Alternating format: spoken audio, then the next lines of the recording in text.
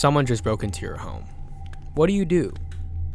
Like most people, you'd probably grab the biggest knife you could, call for help, and wait. But then what? Your heart begins to race. You can hear their approaching footsteps echoing down the hall. Who the hell is this? What do they want? Why are they doing this to me? As civilized people, we believe that we must provoke or wrong another person in order for them to want to inflict harm upon us.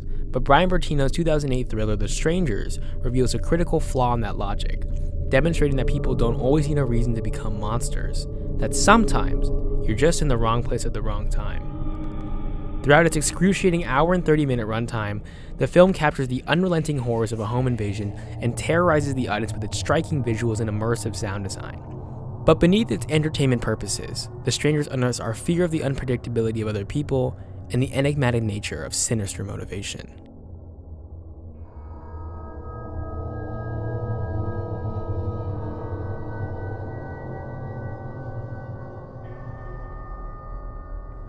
In civilized society, we live our lives repressed. To explain, I'll be using the key psychoanalytic concepts of the id, ego, and superego, a theoretical construct of the human psyche. The id contains our instinctual desires, primal urges like murder and rape. The ego is our voice of reason, mediating the unrealistic id and the real world, satisfying the id's desires while considering social realities and etiquette. The superego incorporates the values and morals of society in order to control the id's impulses. This id, ego, superego construct represents the constant repression of urges and desires we must endure to be contributing members of society. And in addition to repressing these urges, we repress an equally powerful emotion: fear. The horror genre is constructed to tap deep into our subconscious to uncover our repressed fears. Perhaps the greatest, the fear of other people. In Robin Wood's essay The American Nightmare, he writes, "It is logical and probable that under capitalism, all human relations will be characterized by power, dominance, possessiveness, and manipulation. Other people pose a possible threat, but because social interaction is necessary to function in society, we repress this fear to prevent being paralyzed with paranoia. But the fear of others is not rooted in our fear that they have the potential to physically harm us. Its foundation is constructed upon the unpredictability of other people." At the beginning of the film, we are introduced to our protagonists Kristen and James shortly after James unsuccessfully proposes to Kristen. What follows is a heartbreaking and uncomfortable scene where the couple returns to James's childhood home that he prepared prior to celebrate their new engagement. The scattered rose petals and champagne on ice now serve as painful reminders of James's inability to foresee Kristen's rejection, and in response, he dejectedly eats ice cream at the kitchen table. I'm just not ready yet. Okay. Kristen never further explains why she isn't ready to be married, and perhaps the rationale she offers James isn't even truthful, shrouding her true motivation in a veil of mystery. Even more compelling, James doesn't even ask her why. Maybe he is saving himself from the pain the truth would bring, or more likely, the reason would bring him nothing, because the true damage was already done. Regardless, this moment shows us that sometimes other people can hurt us the most simply by leaving us in the dark. Opening the film with such an emotionally saturated moment, Bertino uses the pain of rejection and its awkward aftermath to humanize her protagonist, allowing the audience to empathize and connect with the characters on screen. And because of this, the audience begins to identify the house on screen as their own, making the events that follow even more terrifying.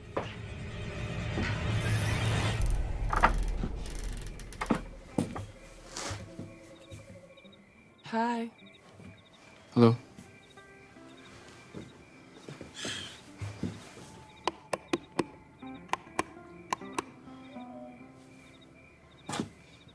Is Tamara here?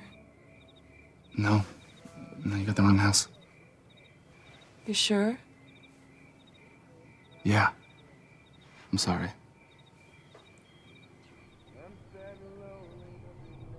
Unbelievably unsettling, this moment defines the atmospheric and tonal shift of the entire film.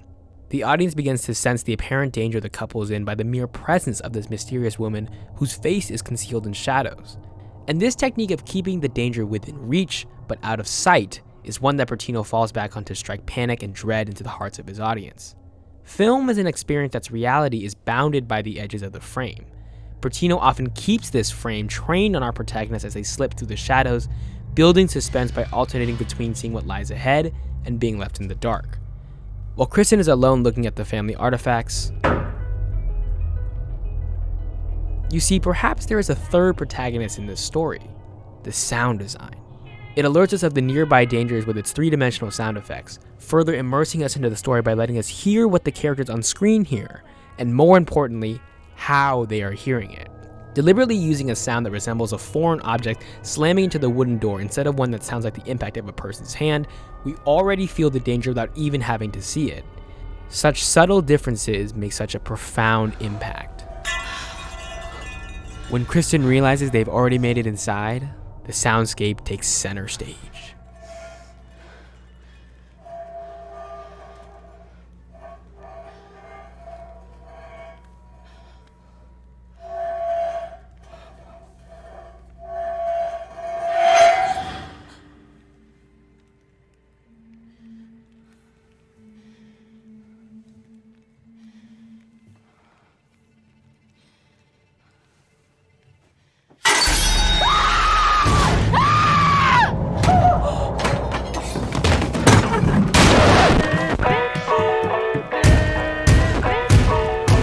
Scratch record, the pounding on the door. All of this effortlessly creates a nightmarish atmosphere, and even the audience begins to feel Kristen internally saying, "This isn't happening. This can't be happening." And this is precisely postmodern horror's forte, the violent disruption of everyday life. In Isabel Pinedo's novel, Recreational Terror, Women and Pleasures of Horror Film Viewing, she investigates the key characteristics of postmodern horror, writing, "Horror is produced by the violation of what are tellingly called natural laws, by the disruption of our presuppositions about the integrity and predictable characters of objects, places, animals, and people. Horror violates our assumption that we live in a predictable, routinized world by demanding a reason to trust in the taken for granted realm of ordered normality.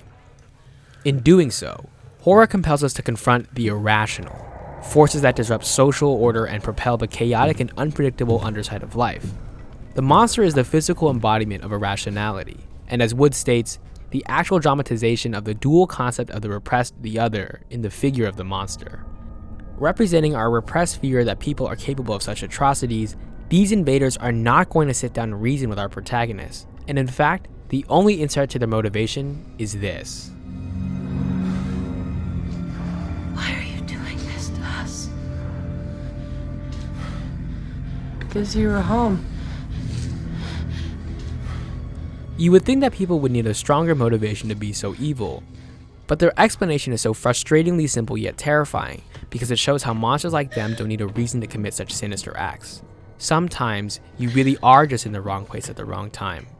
Worse, however, that place may be within the walls of your own home.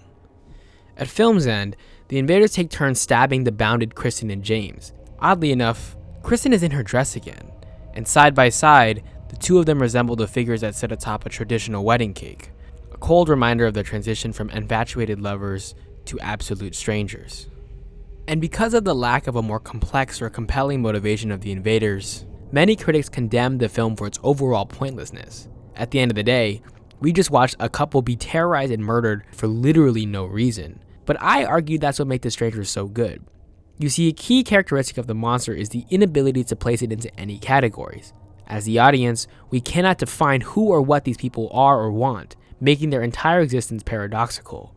The invaders' faces are always hidden behind masks, and even when they take them off, we never get a clean look at their faces. Additionally, their movement is so inhuman, seeming to be anywhere and everywhere at once. Their pointless motivation shrouds their identity in a complete mystery and deepens their absolute monstrosity. It seems impossible that such a person could exist, yet we watch them move, breathe, and speak right in front of us. Postmodern horror repudiates closure.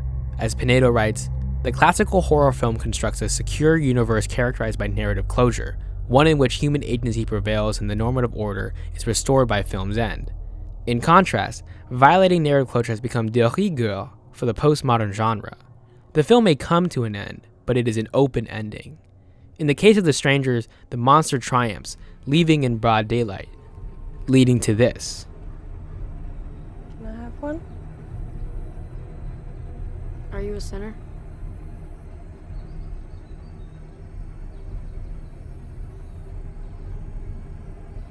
Sometimes.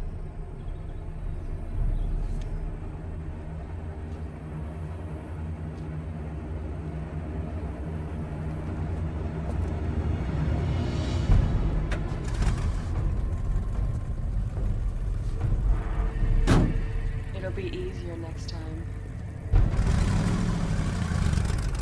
The final line suggests the continuation of more random acts of violence and the inevitable return of the monster. At the end, the horror begins all over again.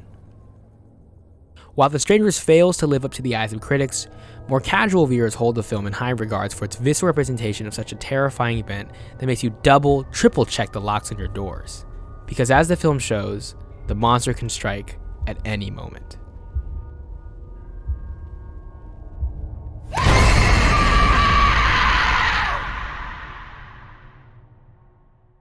Oh, where you lay your head tonight, I'll roll away alone and close undone.